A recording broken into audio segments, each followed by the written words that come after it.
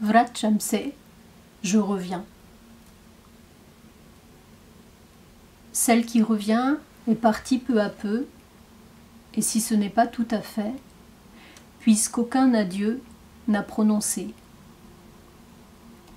Celle est partie et Béris, et revient donc cette fois, ce jour. Si elle revient par le train, elle s'assoit près de la fenêtre. C'est un jour qui la suspend à la fin de décembre. Ce n'est pas rien. Derrière la vitre poussiéreuse, le soleil bas de ces jours-là, suspendu, n'est pas pendu. Une jeune femme, tout près, dans le même wagon, de l'autre côté du couloir central, coiffe ses longs cheveux qui ne sont pas blonds. Béris regarde un moment les mains de celle-ci s'activant, puis regarde dehors la ville s'estompant, la campagne qui succède, puis encore la jeune femme qui se tient à présent droite et très bien coiffée, assise sur la banquette. Ce que Béris pense, ses cheveux tressés tout autour de ce front, ce n'est pas si facile à décrire. Elle n'a pas d'image, n'a pas non plus de mots pour nommer cette façon de chevelure. Celle ne mange rien, aucune orange, aucun sandwich au pâté ou au fromage à sortir de son bagage. Celle ne lit rien, ne consulte aucun écran ni téléphone portable. Celle regarde le soleil ébloui. Le trajet n'est peut-être pas si long, et si elle écrit dans un carnet une phrase courte, c'est « Vracam se », je reviens. Puis regarde dehors encore et ne cherche aucune ressemblance, tout en avalant de l'eau. Ensuite, la gare est annoncée, où elle descend du train. Celle est sur le quai avec d'autres passagers. Eux tous se dirigent vers un autre train, une correspondance qui poursuit un peu plus loin. Seule celle s'arrête ici, dans cette gare. Elle rejoint donc le quai devant la gare. Puis debout, regarde le tout, regarde ce qu'est ce paysage de prairies très vertes de l'autre côté des voies. Si peut-être avant, dissimulant ce vert, les bâtiments bas de l'abattoir, celle ne sait plus. Ses yeux boivent ce trait vert empli de lumière. De l'autre côté, le parking, devant la gare aussi, est autrement, est plus grand, est beaucoup plus grand. Ce qui était en face un hôtel aux murs crépis et blancs est une maison particulière aux volets bleus et aux pierres apparentes. S'il y a des jardinières fleuries sur les bords des fenêtres, si aucun taxi n'attend. Du bagage de celle qui revient déborde une maison et ceux qui ne sont pas morts.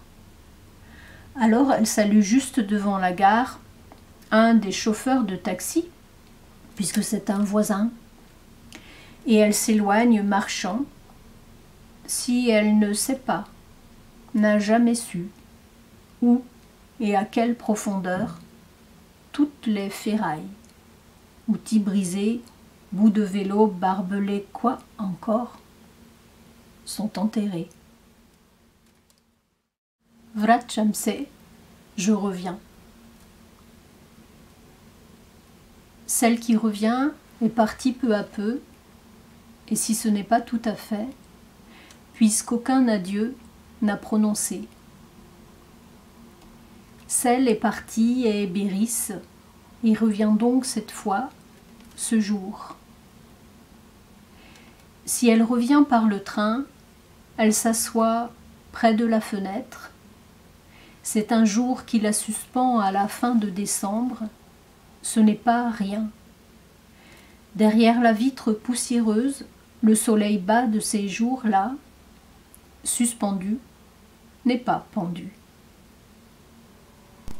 Une jeune femme, tout près, dans le même wagon, de l'autre côté du couloir central, coiffe ses longs cheveux qui ne sont pas blonds. Béris regarde un moment les mains de celle-ci s'activant, puis regarde dehors la ville s'estompant, la campagne qui succède, puis encore la jeune femme qui se tient à présent droite et très bien coiffée, assise sur la banquette. Ce que Béris pense, ses cheveux tressés tout autour de ce front, ce n'est pas si facile à décrire. Elle n'a pas d'image, n'a pas non plus de mots pour nommer cette façon de chevelure. Celle ne mange rien, aucune orange, aucun sandwich au pâté ou au fromage à sortir de son bagage.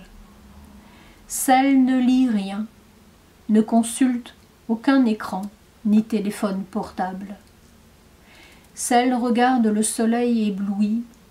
Le trajet n'est peut-être pas si long, et si elle écrit dans un carnet une phrase courte, c'est « Vracam-se », je reviens.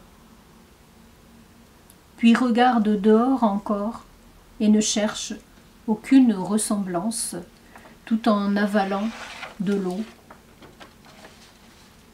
Ensuite, la gare est annoncée, où elle descend du train. Celle est sur le quai avec d'autres passagers.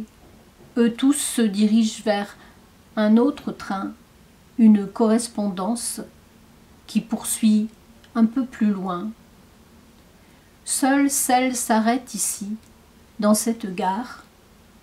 Elle rejoint donc le quai devant la gare.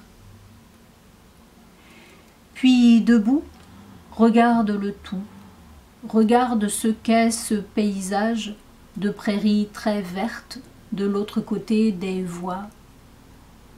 Si peut-être avant, dissimulant ce vert, les bâtiments bas de l'abattoir, celle ne sait plus. Ses yeux boivent ce trait vert empli de lumière.